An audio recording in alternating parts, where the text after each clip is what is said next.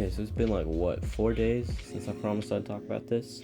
I think it's fair that you all should get to see this. Of course, this that I'm talking about is Breath of the Wild 2 announcement trailer.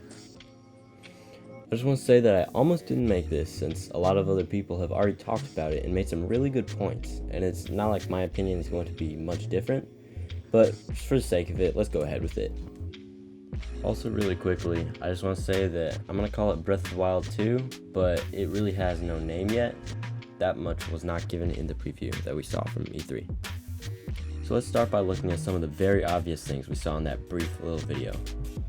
For starters, as an overall theme, you could tell that it was dark, like deep in the heart of a cave full of rats, with nothing but the eerie glow of special rocks and malice you see flowing mysteriously out to give you light. That creepy backwards music only helps set the mood of the place. Also, there's an elephant. There also seems to be some kind of godly aura, which is how I'm choosing to describe this, blue-green random swirly energy streamers or whatever. These seem to be part of a dragon from what I could see, like a dragon such as Ferosh or Dinrao from the first Breath of the Wild. Also, there are some random hieroglyphs and some strange event in history throughout the cave. We see what I assume is the corpse of Ganondorf being filled up with malice there at the end. And finally, the land of Hyrule, restored to peace previously by Link, is suddenly disturbed. Center, Hyrule Castle. Okay, all that was a little bit cinematic for what I usually do, but you get the gist, right? It's really dark. So, when we come back to the Ocarina of Time and Majora's Mask argument. As you know, Ocarina of Time and Majora's Mask were released shortly after one another. This game is certainly looking like it could be very close to releasing, based solely upon the quality of the video and the time. When I say quality, I mean it seems like there's a lot more that they've already prepared to have been able to curate such a clip as that. I mean, don't you think? The obvious fact that this is deep into the story. Actually, I want to touch on this a little bit, hang on. And the immersive pictures, I mean, they're just so much there suggesting a soon coming release.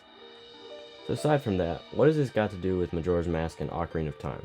Well, as I said, these two games were released within 2 years of each other, both using the same engine and many of the same assets. While we definitely saw some new stuff there in the trailer, the engine is for sure the same. I mean, we didn't really need the trailer for that one, but whatever. And from what I can tell, they probably started development about when Breath of the Wild was originally released. Forget about the days when we had to wait 5 or 6 years between Zelda games. I like this.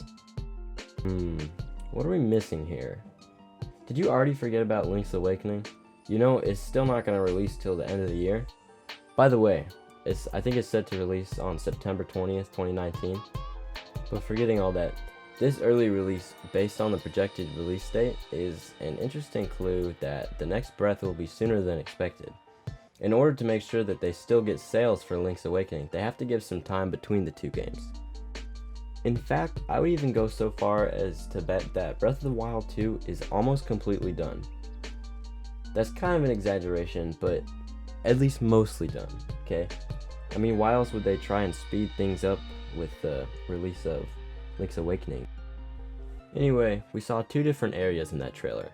A deep underground cavern, and the same Hyrule from the original. And this brings me to my new predictions about Breath 2. Yes, I already know that I talked about some of these things in the other video, so go ahead and watch that. Unlike Breath 1, where we had the massive overworld and a lot of mini dungeons, we're going to have some kind of new combination of the open world and the traditional linear map. So we won't scrap the massive overworld, but we'll leave the shrines behind us. Honestly, it's really sad to think about not having shrines anymore because it was a really genius way of collecting heart containers and stamina wheels. But here's what I think will happen this time. We'll keep the massive overworld, but instead of the shrines, maybe we'll have some kind of massive underworld, if you catch my drift. Perhaps like a giant, dark, twisted version of Hyrule, but not quite like Lorule in The Link Between Worlds. That's full of puzzles, just like the shrines were. This mechanic could be used to keep the quest a lot more linear, which, depending on the way Nintendo does this, can either make it or break it. Other than this, I really think things will be a lot the same. Everything we loved about Breath of the Wild will still be there. And number 2, Breath 1 was released in March 2017. Link's Awakening Remake is coming out this year, 2019. So, based on this, I scheduled the release of Breath of the Wild 2 sometime between 2021 and 2022. This would be really fantastic, and the sooner the better, honestly.